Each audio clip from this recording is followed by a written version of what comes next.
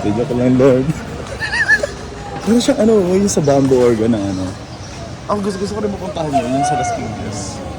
Yung bamboo organ na.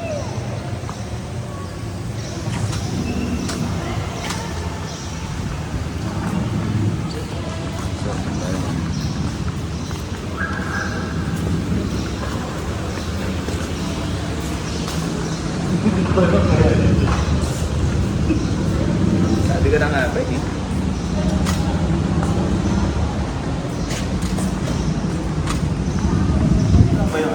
Ako lang ba yung tao na parang pag di ba ako pumunta dun sa ano, sa, kasi ako ugali ko, pumunta ako sa isang lugar, kumukuha ako ng mga ano, Souvenir. So ito kumuha ako ng piraso ng tisa.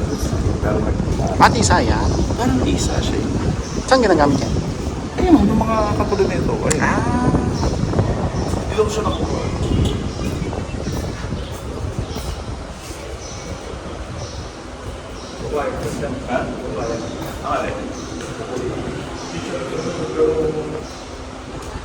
Parang hindi naman siya against. Yeah. Thank you.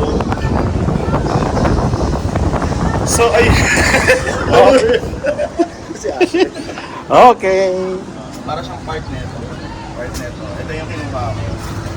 So, hindi naman siya pag nanakaw. Wala naman siguro may nito. Pero sa tingin ko, keep na rin sa akin. So, okay na nga guys. Tuloy na naman kami sa pagpapanggap. Kunyari mga vlogger kami kasi sila ate mukhang convinced naman na vlogger kami. So, ox na. So nakita naman natin, mamaya ipapakita natin sa video yung ano, yung kung paano ka-intricate yung paggawa, detail na paggawa ng mga santo, 'di ba? Hindi yan yung mga ano, yung mga gawang santo ngayon, gawa talaga sa mga ivory yan. So, napaka detalye ng mga ano, sa ilong pa lang no? Mga ano doon. Tapos yung painting doon sa pinakataas, para siyang ginaya doon sa Sixtine Chapel doon sa Roma. Napakaganda. Sa Vatican pala.